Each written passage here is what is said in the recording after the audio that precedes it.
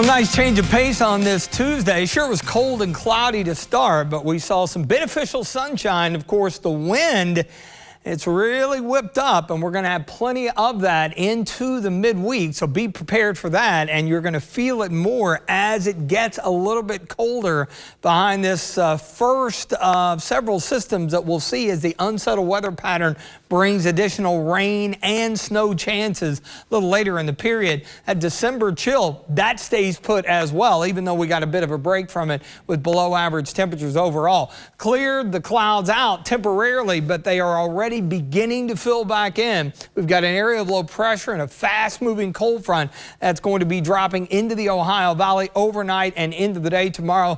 Live look at downtown Mount Sterling, Montgomery County, all decorated for the holiday, 39. So temperatures are cooling off a little bit, but they're not going to move very much this evening because of that aforementioned wind. Wayne County down near Monticello, 43 at the Mesonet site there. Winds at times 10 to 15, gusting higher than that. We're in the upper 30s and low 40s. Again, don't expect much movement this evening. Low to mid 40s down south. Look at the difference compared to 24 hours ago.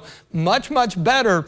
Winds, they backed off slightly since it's just after sunset. But as that front approaches, these gusts will actually be a touch higher, I think increasing a bit during the overnight hours. So there's high pressure over the low country of South Carolina. There's your southwest wind and the aforementioned front. So there's a rain element to this as well. But as we go through the evening hours, temperatures back down again into the upper 30s. Put the brakes on, so our low will be upper 30s around midnight. We'll flatline it. They come up a bit, maybe a few scattered showers in the morning, and then the front will be on our doorstep probably between, say, 10 and noon.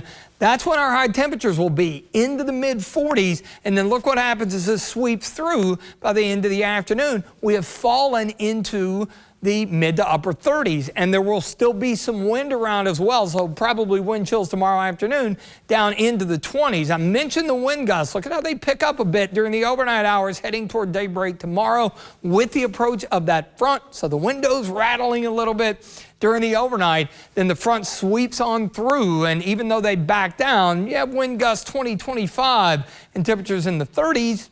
That's going to mean wind chills in the 20s, and you'll feel every bit of it. So decent rain chance tomorrow, a few flakes on the tail end. It's this Friday system, eerily similar to a lot of these that we've seen that happened during the overnight hours and then right around daybreak. Thursday, just mainly cloudy with a few flurries, 34. But look at the spot of blue here. Thursday night and the overnight into early Friday morning, central, northern, eastern Kentucky. Some of the data would lend itself to maybe laying a little bit of light snow down. That would have some impact on the Friday morning commute. Something to watch here in the next couple days. Drive for the rest of the day. Upper 30s. Notice where we're headed. Not the right direction relative to our temperatures. In fact, second half of the weekend, coldest stretch yet. The data's still trying to ping on this mid-level wave coming through Saturday night into Sunday. You see a little blue, green, some pink in there as well. The major models not as aggressive with it with the latest run. Not to say they won't jump back on it.